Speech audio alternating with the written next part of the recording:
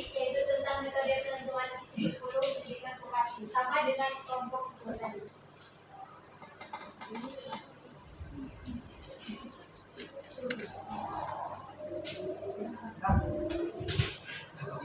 Di sini kami akan menjelaskan yang pertama itu latar belakangnya.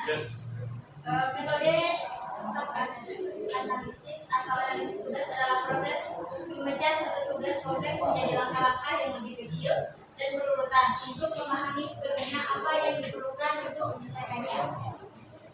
Yang kedua itu ada metode critical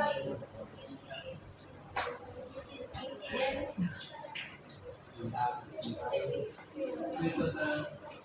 adalah metode kualitatif untuk mengumpulkan data dengan perintah partisipan menceritakan kejadian atau peristiwa spesifik yang signifikan, insiden atau untuk kejadian atau peristiwa spesifik yang signifikasi hilang lagi. memahami perilaku yang berkontribusi pada hasil tertentu. Yang ketiga itu ada metode adalah teknik survei sistematis untuk mencapai konsensus pendapat dari sekelompok pakar melalui beberapa putaran kuesioner.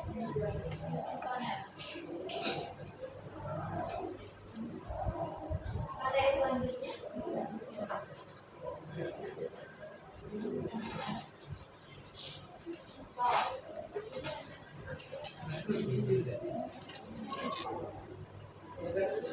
dengan rumusan masalah itu yang pertama bagaimana keefektifan pembelajaran berbasis metode first analisis di SMK. Yang kedua bagaimana implementasi strategi critical incident dalam meningkatkan motivasi dan hasil belajar siswa.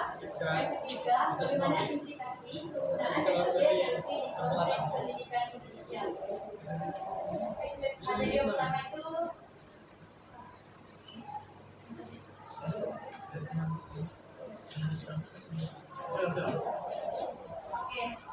yang pertama itu ada metode analisis tugas. Metode analisis tugas, pendekatan analisis tugas atau analisis merupakan pendekatan yang banyak dipakai untuk menentukan isi kurikulum sekolah kejuruan, terutama di negara-negara yang sedang maju. Di sini ada Sukarno 1988. Hal itu didorong oleh banyaknya penelitian buku tentang analisis tugas, bahkan di Amerika sudah dihasilkan Dictionary of Application.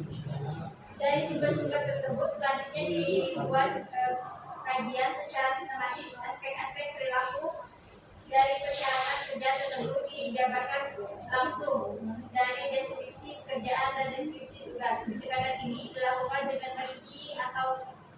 merinci satu bidang keahlian atau kerjaan ke dalam kewajiban-kewajiban, tugas-tugas, kegiatan-kegiatan, operasi-operasi, dan tahapan-tahapan sebagaimana distribusikan dalam gambar berikut.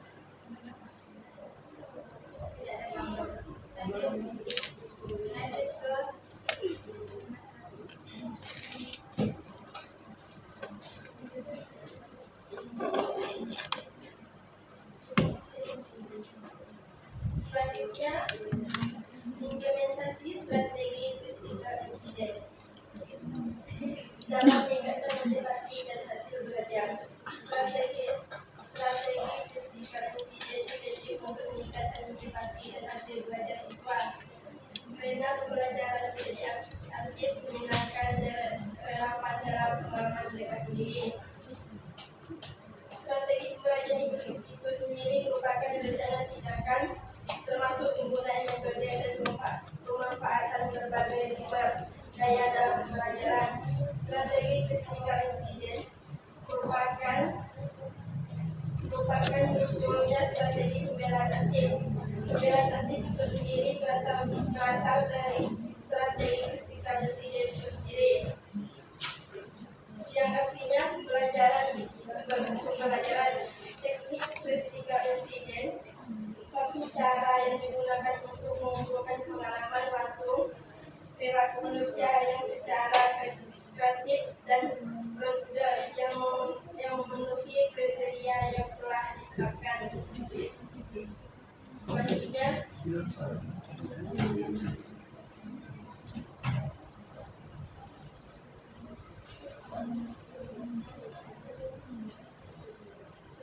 Selanjutnya, tujuan strategi fisika insiden yang pertama itu meningkatkan motivasi belajar siswa karena mereka merasa pengalaman pribadi dihargai. Yang kedua, meningkatkan hasil belajar sebab siswa masih mudah memenuhi materi melalui pembelajaran nyata. Yang ketiga, membentuk keamanan yang relatif, yakni kemampuan berpikir kritis terhadap apa yang sudah dilakukan. Yang keempat, menumbuhkan dan memandirikan belajar kerja siswa belajar mengevaluasi diri sendiri. Selanjutnya, langkah-langkah implementasi strategi physical insiden. Yang pertama itu pengenalan konsep. Guru menjelaskan apa itu physical insiden dan tujuannya dalam pembelajaran. Yang kedua, menceritakan pengalaman. Mereka diminta menuliskan dan menceritakan suatu peristiwa yang sudah mereka alami saat belajar, secara baik secara positif maupun negatif. Yang ketiga, analisis peristiwa. Siswa menganalisis mengapa peristiwa itu terjadi, siapa yang terlibat, dan apa dampaknya terhadap proses belajar. Yang keempat, relasi pelajaran. Siswa mencari kesimpulan dan pembelajaran dari insiden tersebut. Yang kelima, diskusi dan umpan balik. Guru dan siswa mendiskusikan hasil relasi bersama, kemudian memberi umpan balik untuk perbaikan. Selanjutnya, manfaat strategi physical insiden. Yang pertama itu membuat pembelajaran lebih aktif dan bermakna. Yang kedua, membuat siswa memahami diri sendiri dan cara belajar mereka.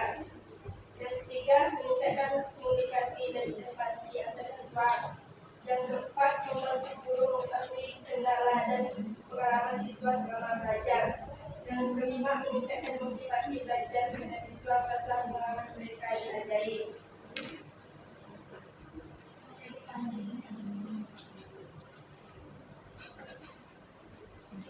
Itu adalah implikasi penggunaan metodologi di konteks pendidikan Indonesia. Dari buku Isabella itu tentang pemanfaatan teknik DLP dalam penyusunan kompetensi lulusan pendidikan kejuruan yang ditulis oleh Muhammad Mahfud Effendi. Beliau mengatakan bahwa teknik DLP ini adalah metode yang menemukan solusi secara konsensus dengan memberikan questionnaire terulang atau interaktif kepada sejumlah ahli tanpa harus bertemu langsung.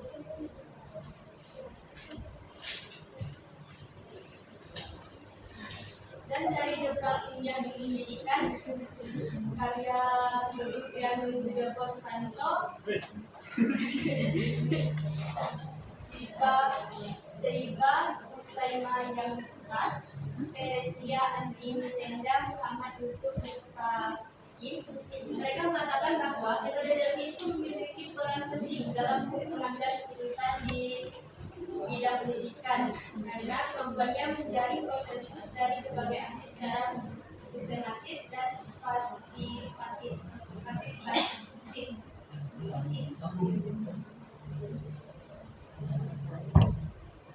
Dan penggunaan metode DLP ini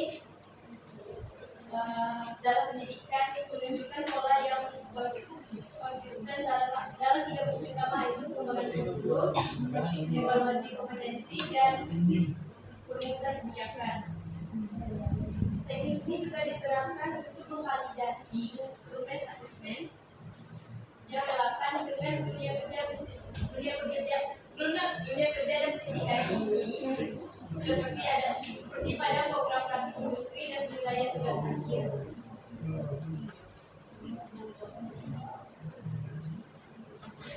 Dan dengan pendekatan yang sistematis dan partisipatif, jadi terbukti efektif dalam mengelaborasikan kebutuhan lapangan dan dengan arah pembelajaran yang lebih fleksibel dan kontekstual. Tapi di sisi lain itu, penggunaan DLP di tingkat pendidikan dasar berpaut masih jarang ditemukan, meskipun beberapa penelitian menunjukkan bahwa metode ini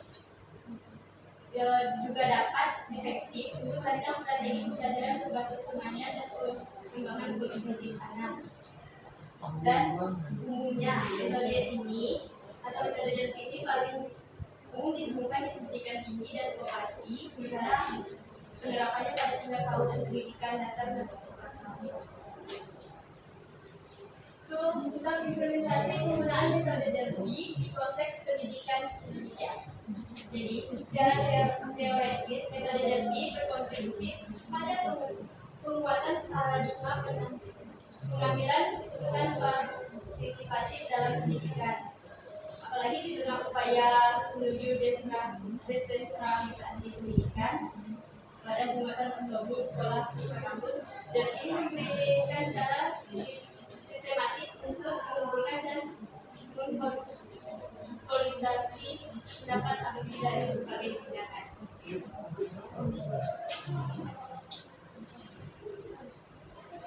Dan juga dalam praktiknya penerapan Delphi di Indonesia dapat dimanfaatkan secara lebih luas untuk reformasi pendidikan, misalnya untuk penyusunan kurikulum merdeka belajar, standar kompetensi lulusan serta pengembangan profesional guru.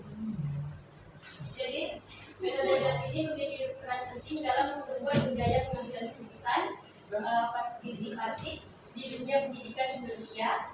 Dengan kompleksitas biografis dan keberagaman sosial budaya di Indonesia, metode ini menjadi cara yang efektif untuk mengumpulkan dan melakukan pandangan para ahli dari berbagai daerah dan tingkatan. Tetapi pemerintah daerah juga bisa menggunakan metode ini untuk menetapkan prioritas kebijakan pendidikan berbasis kurikulum berbasis kebutuhan lokal.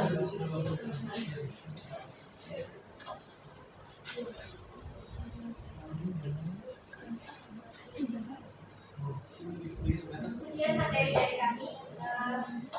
Lanjut ke sesi diskusi kelompok satu. Silakan.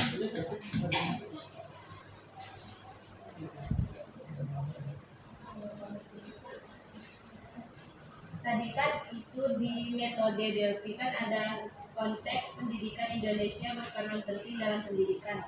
Nah, jadi di metode Delphi itu ada nggak sih kelebihan dan kekurangannya atau kelemahannya?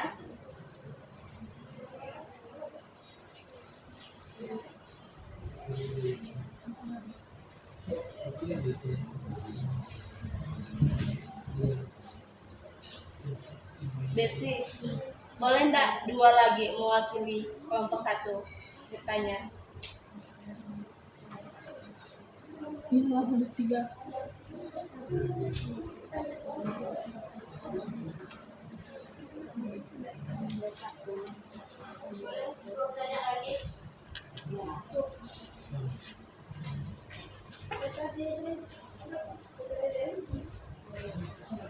Itu slide yang metode Delphi dan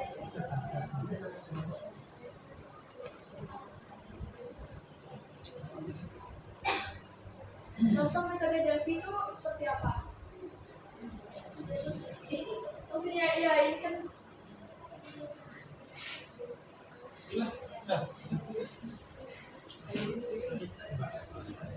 ini apaan? Metode Delphi itu bagaimana? Nah, seperti apa gitu? Nanya lagi.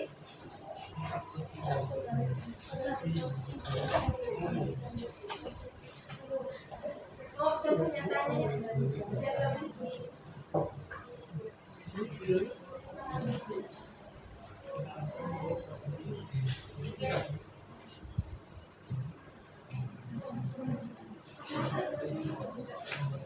jadi di sini saya akan menjawab pertanyaan Kak Edi tentang ada nggak di metode Delphi itu ada kelebihan atau dan kekurangan atau kelemahan kan? Jadi menurut jurnal ilmiah pendidikan yang kami dapat tadi, dalam analisis penggunaan teknik Delphi dalam pengambilan keputusan di sektor pendidikan atau studi literatur, nah di sini mereka bahwa metode Delphi ini memiliki kelebihan dan juga kelemahan. Kelebihannya itu Delphi memungkinkan untuk penggunaan dan penyaluran opini ahli secara sistematis dan anonim.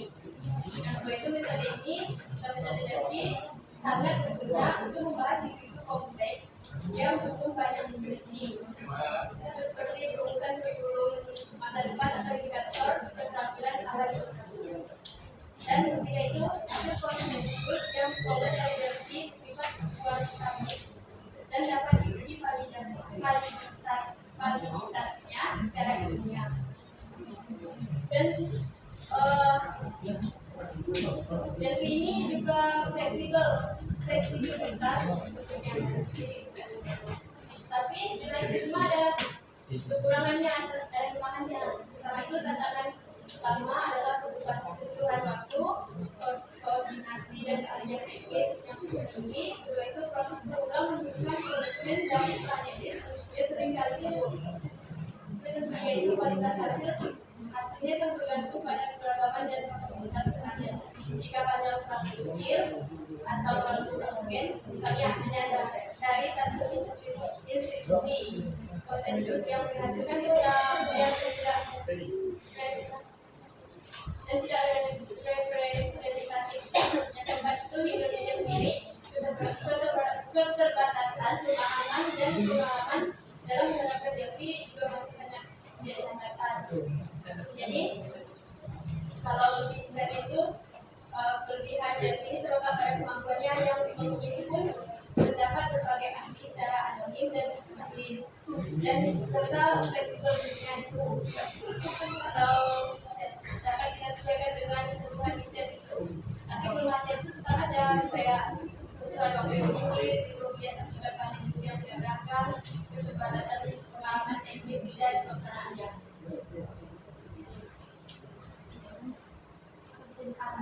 Nah itu ada tak sih solusi untuk meminimkan kelemahan itu tadi?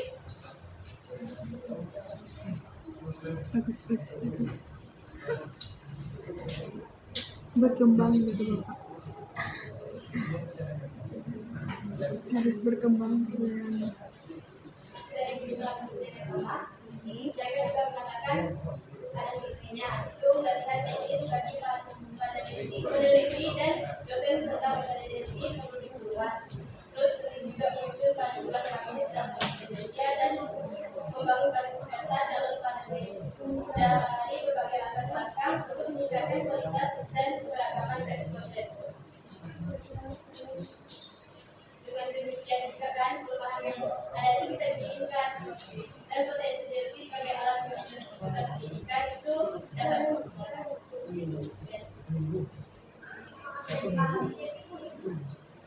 saya akan menjawab pertanyaan dari Krishna ini. Yang jadi pertanyaannya kan contoh metode Delphi itu seperti apa dan contoh nyatanya seperti apa. Yang kita tahu metode Delphi adalah suatu metode penelitian yang digunakan untuk mengumpulkan pendapat dan mencapai kesepakatan dari sekelompok ahli tentang suatu topik tertentu. Untuk contoh itu sebuah perusahaan teknologi nih misalnya ingin mengembangkan produk baru yang dapat membantu meningkatkan efisiensi kerja. Nah perusahaan tersebut tuh harus mengumpulkan pendapat dari sekelompok ahli itu dari dulu. Baru ahli itu berdiskusi tentang fitur-fitur apa yang harus ada dalam satu produk tersebut.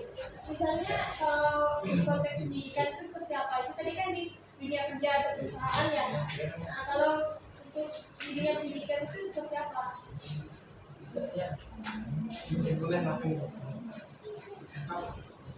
berkembang.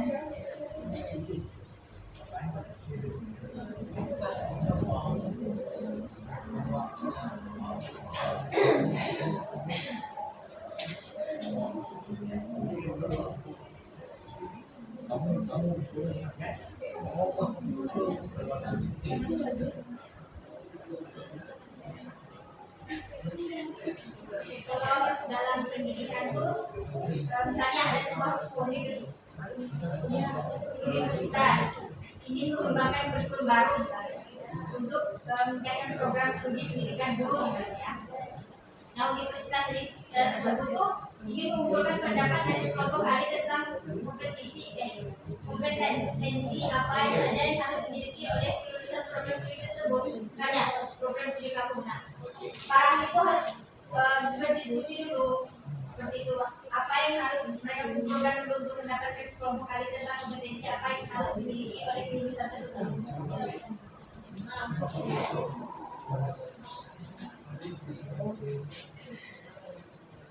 Mungkin sekian dari kelompok kami.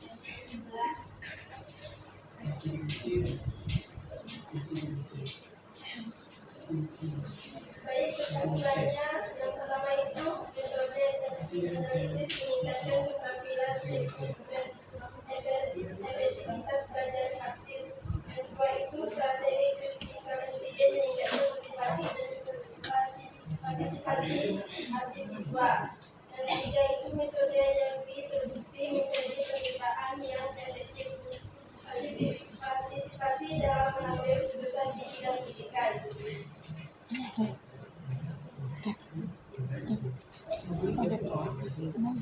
Baik, mungkin sekian presentasi dari kelompok kami. Kami ucapkan terima kasih.